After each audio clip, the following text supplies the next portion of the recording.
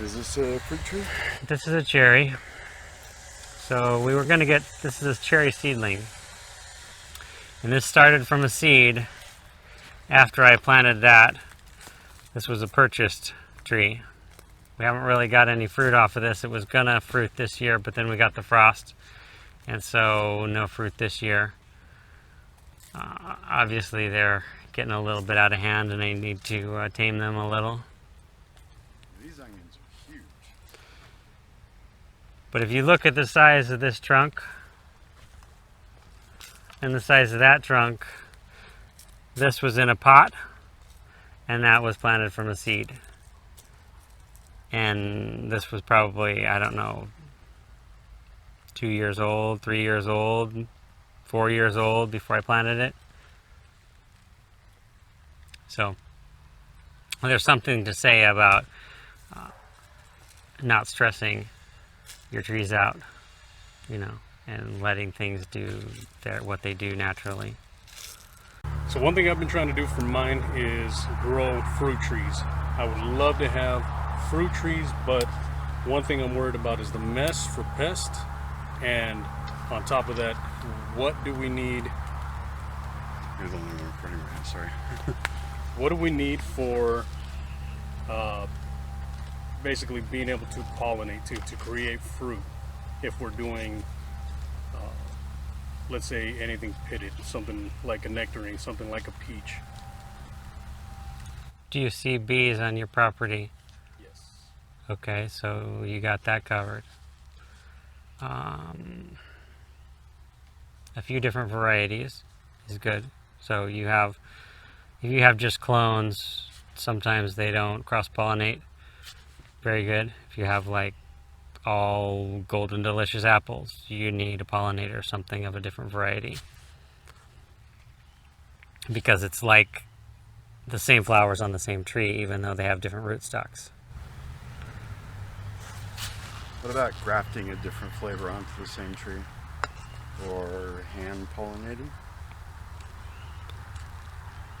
You probably could do both, but I don't think it really matters if you have bees. The biggest problem we have is frost. And I don't know if you guys have frost problems where all your blossoms look like they're really good and all of a sudden we get 28 degrees or 26 degrees or 23 degrees. Right. So like one year my dad, he covered everything up with plastic and he got a full crop of fruit. He didn't even have to put any heat inside the plastic. It was just enough to keep things from getting frozen during the night. And this year, he uses these sprinklers that shoot up in the air. They go back and forth. He set like 2 or 3 of those in his orchard this year. And the only place that he lost fruit from was where one of those sprinklers wasn't watering all night long. So like it didn't quite hit that one side of his apricot tree. Oh, so while there was a chance of frost, then he had the sprinklers going like all night? Right, so the ice actually builds up over the blossoms and helps to protect them. So the blossoms now get to 32 degrees and not to 22 degrees. So that, that's another way people do it. People around here use wind machines because there's an inversion. So there's warmer air up there and there's colder air down at the ground. And so they'll blow some air to mix that up, and that helps a little bit. They'll do it for the grapes to keep them from getting damaged. And so I see you're producing a good amount of fruit off of this tree. What are we looking at from... I got one I planted as a seedling last year. We got a good amount of the buds, but they ended up freezing off with the frost, our late frost. But what are we looking at? A year, 2 years, 3 years before our first good harvest? It sounds like you would have had fruit this year, except you got frosted out. So you got to figure out how to deal with your frost problem. This year I ran sprinklers, but still we lost most of our fruit. It looks like there's a good fruit set here, but this is pretty much all we have. And I didn't thin, so what happens is if we have two of these together, one of them kicks the other one off. So, and then, you know, peaches that aren't ripe, you can't eat them. They're like wood. So, but yeah, this is the more productive one. It looks like we have a couple of small peaches here. This is a seedling. So this was a grafted, and this was a seedling from this variety or that variety. This here was a grafted. And the thing about peaches is they don't, they're not a really long-lived tree. They get lots of diseases.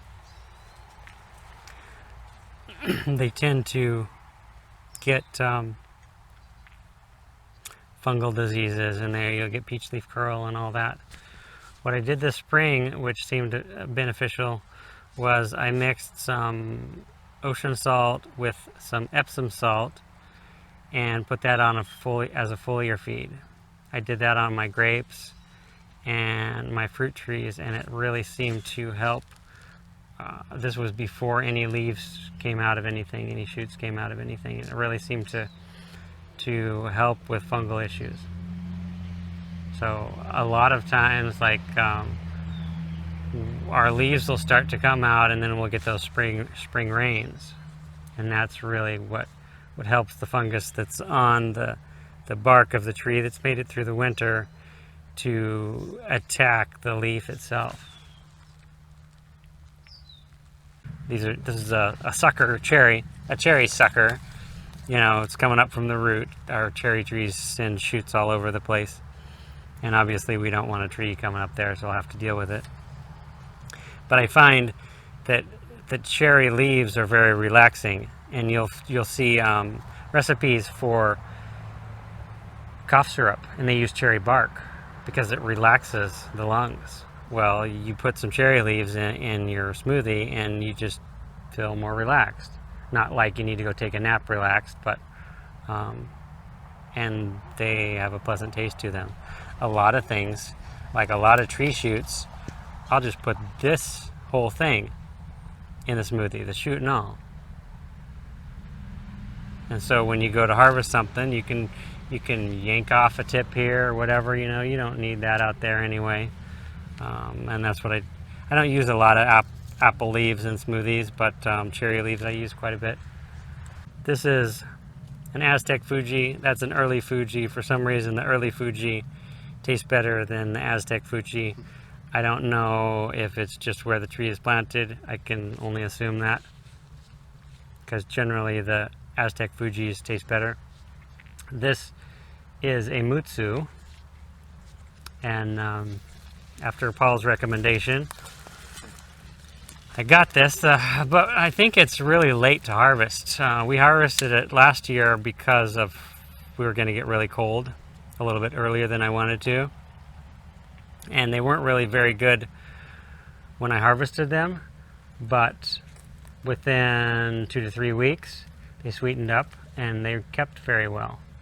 So Mutsu seemed to be a really good keeping apple. It just didn't keep at my house. I couldn't stop eating them. So two or 3 weeks after you picked them? But if we hadn't been getting frost, they still would have been on the tree. So I assume they would have been better. Like Granny Smith's. Granny Smith tree comes from Australia. So nobody knows what a ripe Granny Smith might taste like, because they pick them green. They're supposed to be yellow. Really? Yes. What's the red over here? Oh, it's pretty.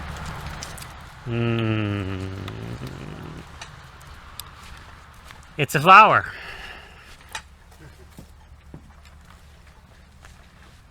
So we're just there to attract bees and to be pretty? It's just to be pretty. So Medicinal purposes? no, they sell them for their prettiness. There's a yellow version too, but I like the red one better.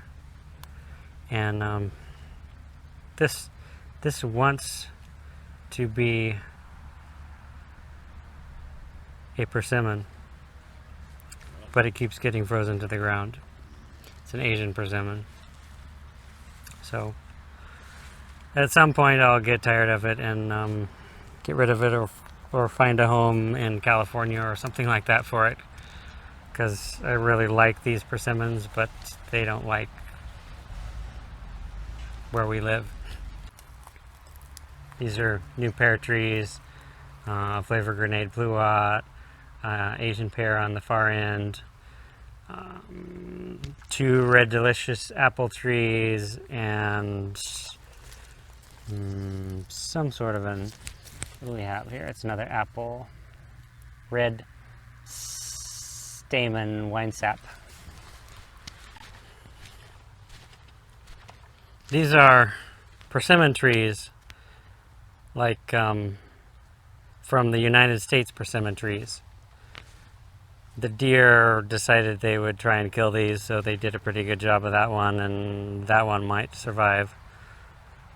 But these should live through our climate and produce. These are my favorite pears.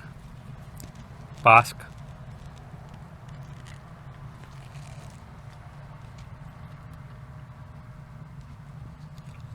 This is a fairly healthy tree. I plugged it in the ground as soon as I got it. It was a bare root tree.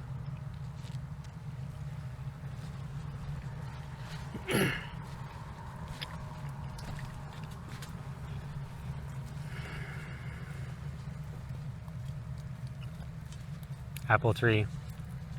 It's called a Ruby Mac. It's crossed with a Macintosh. It's more like a summer apple. I just ate one and they're not quite ripe. So it always seems to produce for us, so that's good. Well, that's all I have for this video. Bang around that bell icon if you want to be notified when new videos come out. Call us on the hotline if you have comments or questions and want to be featured in an upcoming video. Don't forget to comment, rate, subscribe. Check us out on the website, and we'll see you guys on the next one.